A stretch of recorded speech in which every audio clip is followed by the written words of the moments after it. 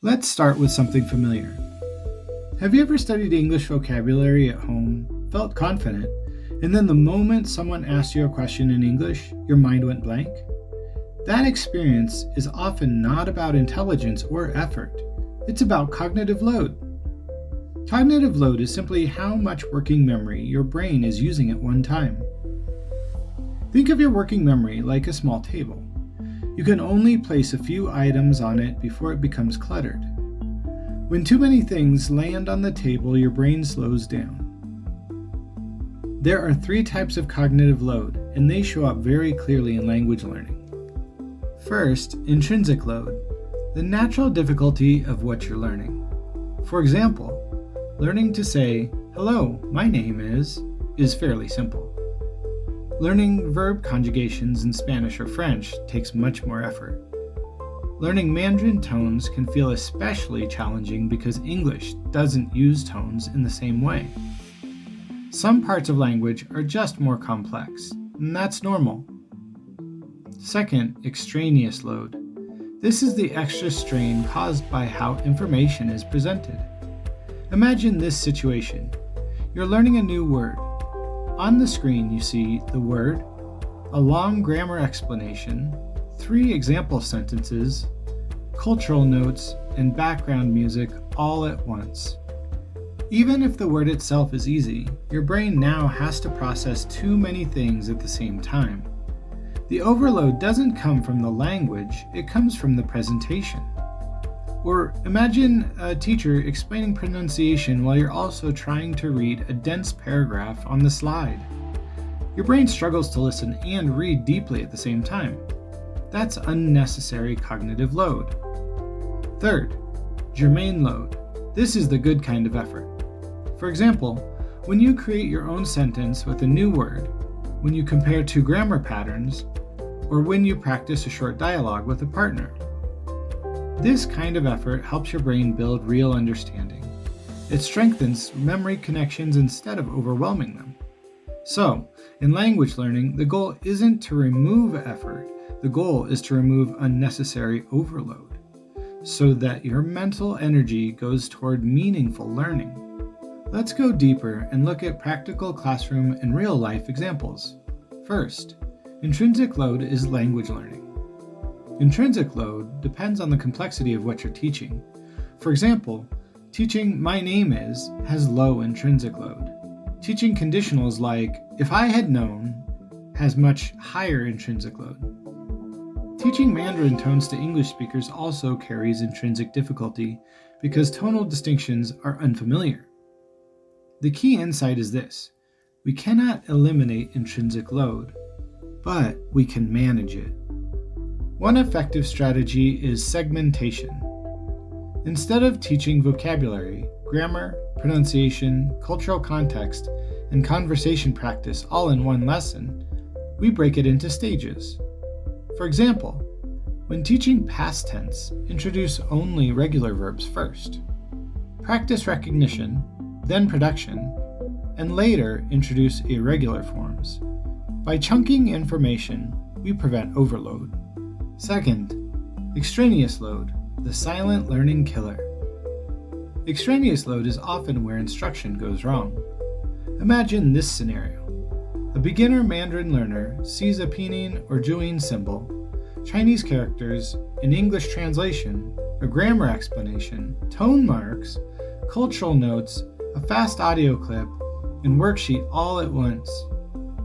Even if the content itself is simple, the presentation overwhelms working memory. Here's another example.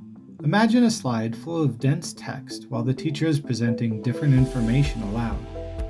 The learner tries to read and listen at the same time. Both compete for working memory resources. This is why your teachers have always told you to put less information on each slide. If there's too much on the slide, the audience may get so focused on reading the slide that they tune out the speaker. Remove decorative but irrelevant visuals. Use clean slides. Present either listening or reading first, not both simultaneously. Highlight keywords instead of explaining everything at once. This is something called weeding, removing non-essential material. Less is often more. Third, Germane load, where real learning happens. Now, let's talk about the productive kind of effort. Germane load happens when learners actively process meaning. For example, instead of memorizing vocabulary lists, students create their own sentences, compare patterns, notice differences, explain grammar in their own words, connect new words to personal experiences. Let's say a student learns the word career. A low Germane load activity might be to repeat career 5 times.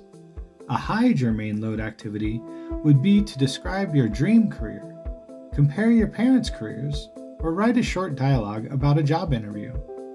Now the learner is building schema. It represents mental frameworks that organize language knowledge. This strengthens neural connections and improves retention. So, how do we use the knowledge we learn about cognitive load? Why not start with pre-training, preparing the brain before complexity? Before asking students to role-play a job interview in English, we can pre-teach 5 essential phrases, clarify key vocabulary, model pronunciation, or show a short example dialogue. By introducing components separately, we reduce intrinsic and extraneous load during the full task. The brain feels less anxious and more capable because it recognizes the parts before trying to integrate them. Technology and cognitive load. Technology can either overload or optimize learning. Poor design has too many animations, autoplay music, pop-up quizzes, rapid switching screens, but good design combines audio explanation with a simple visual, uses subtitles strategically, pauses between segments, and allows replay. Multimedia learning works best when visual and auditory channels support, not compete with each other. For example, when teaching pronunciation, show the word, play the audio, highlight stressed symbols, but don't show paragraph text, play unrelated music, or display moving background graphics. Also, cognitive load is not purely academic. When working memory overloads, learners experience anxiety, a freeze response, self-doubt, mental blankness. This is especially common in language-speaking situations. If a student must recall vocabulary, apply grammar, pronounce correctly, think of meaning, and respond quickly all at once, working memory collapses.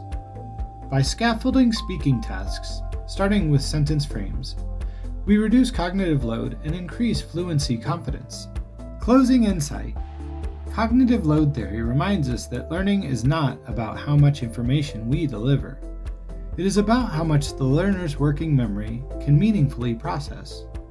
When we reduce extraneous load, manage intrinsic complexity, and strengthen Germane effort, we align teaching with how the brain actually learns language. And when instruction respects cognitive capacity, learners don't just survive the lesson, they grow.